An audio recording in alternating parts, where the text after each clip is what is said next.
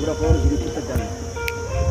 पत्रकार साहेबरावजी पवार आपल्यासोबत या ठिकाणी आहेत आणि सरांनी आपला आता नुकताच झालेला पोवाड्या त्या माध्यमातून आपण जो जनजागृतीचा कार्यक्रम केला, अमृत 2 योजनेचा आपण जे फायदे वगैरे सांगितले आपल्या गाण्याच्या माध्यमातून, गोंधळाच्या माध्यमातून, भारुडाच्या माध्यमातून, सरांनी ते सगळा कार्यक्रम ऐकला आहे. आता सरांचं आपण मत घेऊयात की सरांना आपला कार्यक्रम कसा वाटला आणि ही योजना कशी वाटली. तर खरं सांगायचा मुद्दा असा आहे की तुम्ही जो कार्यक्रम करताय तर खरं म्हणजे लोकांपर्यंत जागृती गेली पाहिजे, लोकांना समजलं पाहिजे की तुम्ही तळमळ आहे. परंतु लोकांच्या ज्या काही कलुषित भावना आहेत, म्हणजे लोकांना असं वाटतं की यांच्या गावात राहिले बा या नाही करायचं आहे बा, हा जो लोकांचा गैरसमज आहे, हा खरं चुकीचा आहे. परंतु तुम्ही जो संदेश देत आहे तो संदेश अत्यंत महत्त्वाचा आहे. आमचं प्रत्येक शेवटच्या घटकापर्यंत पोहोचला पाहिजे. ते काम तुमचं खरंच अभिनंदनीय आहे आणि म्हणून तुमचं सगळ्यांचं मी अभिनंदन करतो. यासाठी करतो की तुम्ही खरंच मनापासून काम करता. एवढं ऊन आहे, उन्हाच्या काळात तुम्ही आलात आणि तुमच्या समाजाला आणि कोणतं महत्त्व आहे, पाण्याचं महत्त्व कसं आहे, शहरामध्ये पाणी कसं असलं पाहिजे, गावात कसं असलं पाहिजे, नाल्या कसं असल्या पाहिजे, झाडं कशी असली पाहिजे, कशी लावली पाहिजे, सगळं मग तुम्ही सांगतात.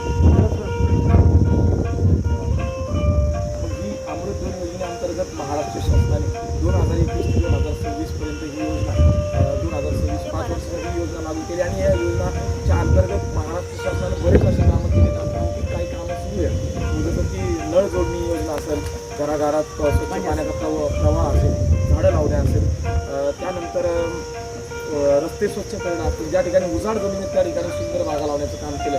तेव्हा ही योजना तुम्हाला कशी वाटते? खरं तर मी असं म्हणेन की महाराष्ट्र सरकारचं अभिनंदन करतो, यासाठी करतो की गेल्या मागच्या काळात आपण जो विचार जर केला, आजच्या समाजाचा विचार जर केला आपण, तर खरं मग सरकारचं अभिनंदन करतो आपण. कारण का प्रत्येक घरात पाणी चाललेलं होतं.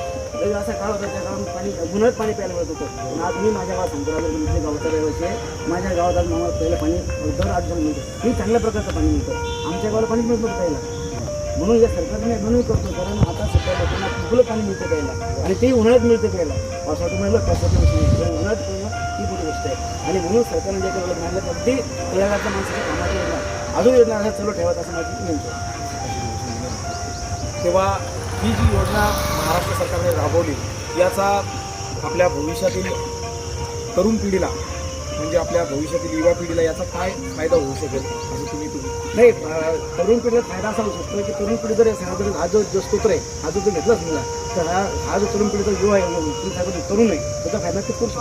पण त्याला समजलं पाहिजे, त्याला समजणं महत्त्वाचं आहे. कारण काय माहिती झालं का, आज पिढीचा थोडा वेगळा झालेला आहे. तुम्ही पाहिलं तो कला आमच्या इकडे चालू होतो मला कलाकार लोकांना, कारण कलाकार तुम्ही जाऊन पोहोचता लोकांना गोष्टी माहिती आहे. परंतु इथला तरुण आहे, तरुण या गोष्टी घेतल्या पाहिजे, तो शिकला पाहिजे. त्यामुळे जर शिकलं, काही केलं तो करू शकतो, प्रगती करू शकतो तो. काही म्हणजे इथं असं काहीच नाही, पण त्याने ठरवलं. बरोबर.